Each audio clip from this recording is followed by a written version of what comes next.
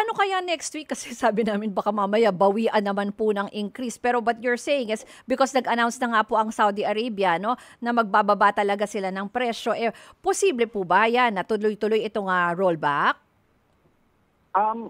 Fundamentally, no, talagang mataas po ang tsansa na pababa ang trend. But ito, na-surprise lang kami this week.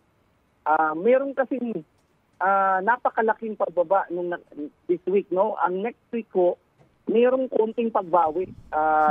Minsan na-experience natin to na nasobrahan baga yung pagbaba masyado dahil sa speculation at this point in time. Kasi sabi nga, ang Saudi Arabia pa mag-i-implement pa nga, May pa. But because of the speculation na ka-announce pa lang kahapon, umi-epekto na bukas yung trend sa price.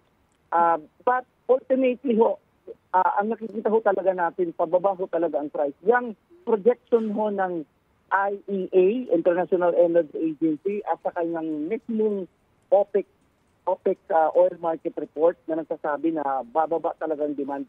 Fundamental yan. So, for this year, mukhang habang hindi na-resolve yung issue ng tariff, ang issue ng sanction na ginagawa ng US against Iran at Venezuela, at yung hindi ina-atras ng OPEC Plus yung plano nilang pagtaas ng production at the same time para punuan naman yung inaasahang mawawala sa Venezuela at Iran, point to a good scenario dun sa supply at mababang demand.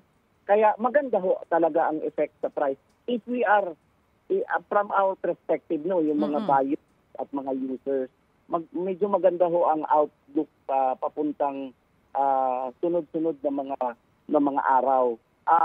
Ang mga ganitong sitwasyon na minsan bumabalik, meron talagang speculative sa short term. So nasobrahan yata nung last week, this week, babawi ng konti yan, but fundamentally talagang ang outlook sa price para sa mga buyer ng oil.